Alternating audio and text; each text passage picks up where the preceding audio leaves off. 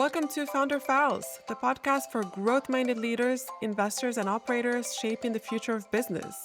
Each episode dives into the critical decisions behind scaling, from finance and fundraising to leadership, strategy, and technology. Founder Files is powered by Cypher, the AI-powered and human-led finance partner helping growing companies scale with clarity and confidence. Learn more at cypherfin.com. Hi, welcome back to Founder Files. I'm Selma, founder and CEO of Cypher. We're going to talk about accounts receivable, collections, and bad debt. So today I'm going to walk you through the type of problems that could be driven from a poor accounts receivable and collections process, and how do you mitigate these risks and fix your cash flow problems. Let's talk about the real problem behind cash flow issues.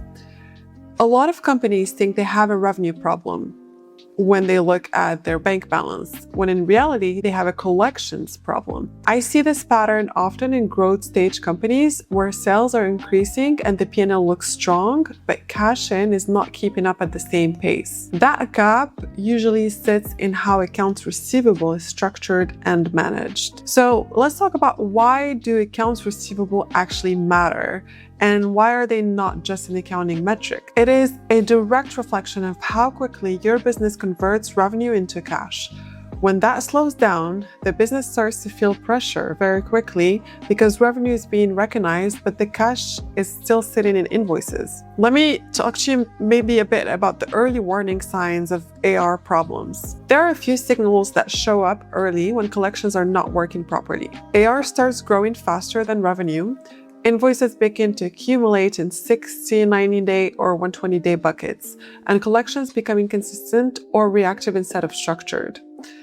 At that point, you're booking sales faster than actually converting them into cash.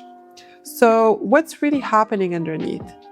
When this happens, you are effectively financing your customers, because think about it, you are delivering the product, recognizing the revenue, but you're also allowing cash to sit unpaid for extended periods. So your customers are using your own cash for extended periods of time at 0% interest rates. It's like you're giving them a loan while your business may actually need that money to fund payroll, pay vendors, and continue investing in growth. And this could create real working capital pressure before you even realize it. Listen, poor collections can become expensive very quickly if you don't pay attention to them and if you don't set up the right processes.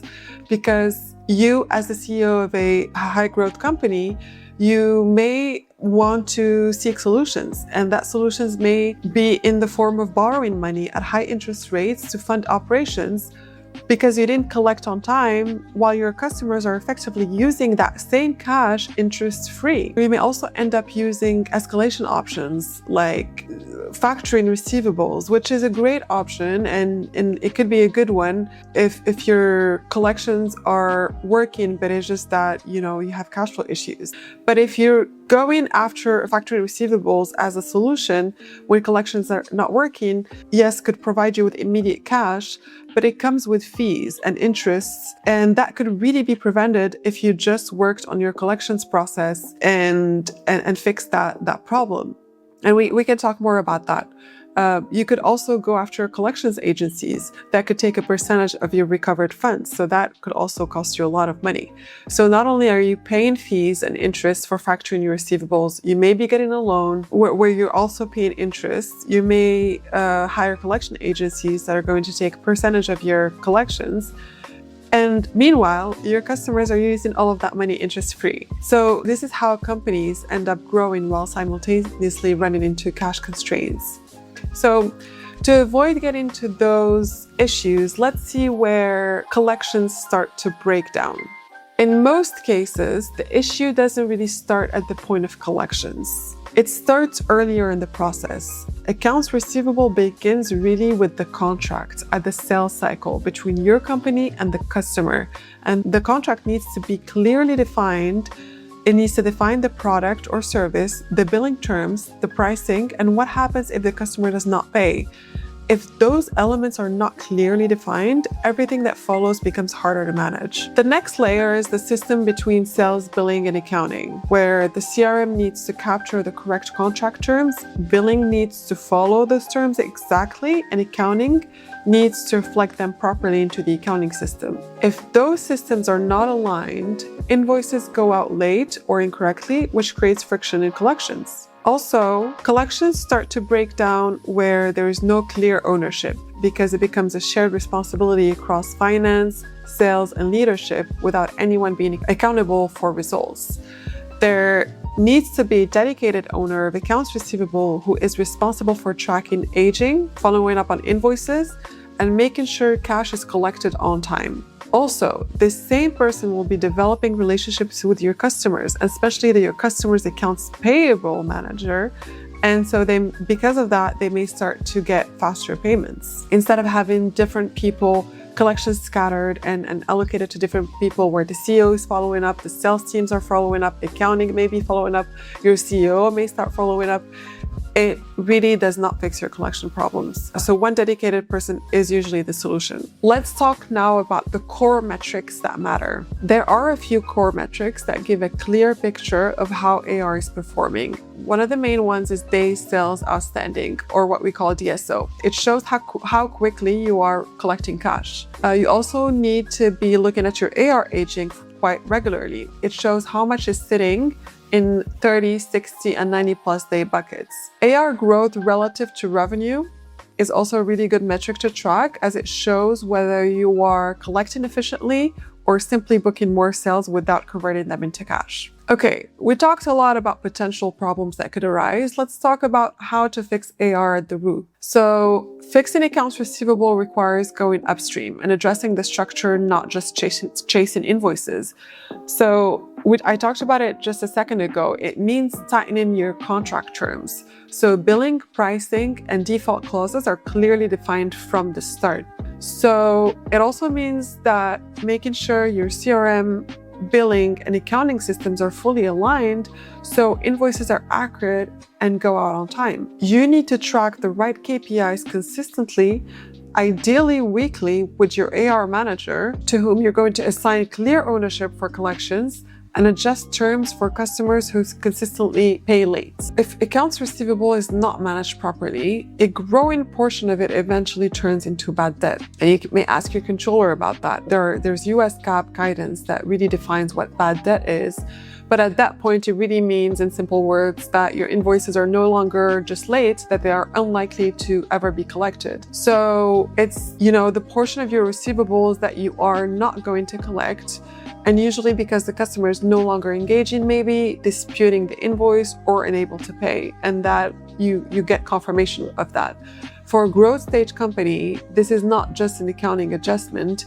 It could be a direct hit to cash, and it could, challenge the credibility of your financials, especially if your bad debt expense is quite large. So how do you think about that strategically? The most important thing to understand is that bad debt is a lagging indicator, because by the time you are writing invoices off, the real problem has already happened earlier in the process. So a good strategy is preventative at the start. So with clear credit policies, strong contract terms, strong internal controls, and disciplined collections workflows. So how do you really optimize your collections process? Again, and this may sound repetitive, but it starts with defining who gets payment terms, when deposits are required, and what happens when payments are late, including whether interest and penalties are charged on your overdue invoices, which is a possibility. You can actually include in your contract that you will charge penalties and interest if your invoices are paid late. And that is a very common clause to include on contracts. So do not shy away from being more strict on your contract terms. It also requires close monitoring of your AR aging, as I mentioned earlier, because the older an invoice becomes, the lower the probability of collection. So especially once balances move into 90 plus day buckets, it's important to have a structured collections playbook with automated reminders, which is possible to do now with all of the tools that are available to us, consistent follow-ups from your collections owner, and clear escalation paths when customers don't respond. It also requires clear accounting policies that define when an invoice moves from late to doubtful, when reserves are created, and when it actually is written off. And again, this could be done with the help of your controller, with IFRS or US GAAP guidance.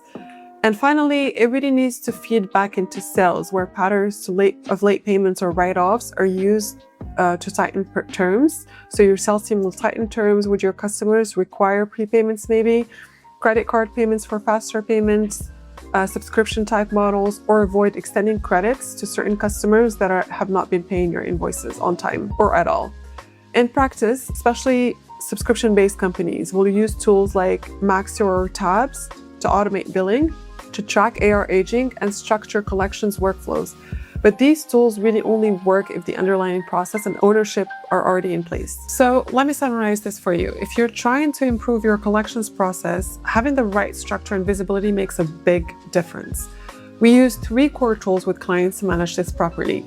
The first is having a collections template with a dashboard, which tracks AR aging, follow-ups, and key metrics like DSO and collection effectiveness, so you can see exactly where cash is being stuck. The second is a customer master list, which is obviously only available to the right control owner, and it centralizes contract terms, billing details, and customer behavior, so your billing and collections process stays consistent and accurate. The third tool is the automation. Good automation will connect contract terms to actual collections performance. You could use tools like Maxio and Tabs, and that can be truly transformative. But that's really only if they're implemented properly end to end. That means tight integration from your CRM through to your AR platform and into your accounting system. And that's along with a clear definition and consistent review of your metadata. Metadata is really important to define to ensure everything flows accurately. It also requires strong communication between your sales and billing. So what's sold is obviously precisely what you're actually invoicing. And finally, there needs to be clear ownership. Someone responsible for managing and maintaining the process, which I repeated that quite a few times today. But listen, even the best tools won't deliver results on their own, at least not yet, right? Especially with AI happening in the future. You can request these templates and automation guidance at cypherfin.com, and we'll send them over. Thank you so much for watching.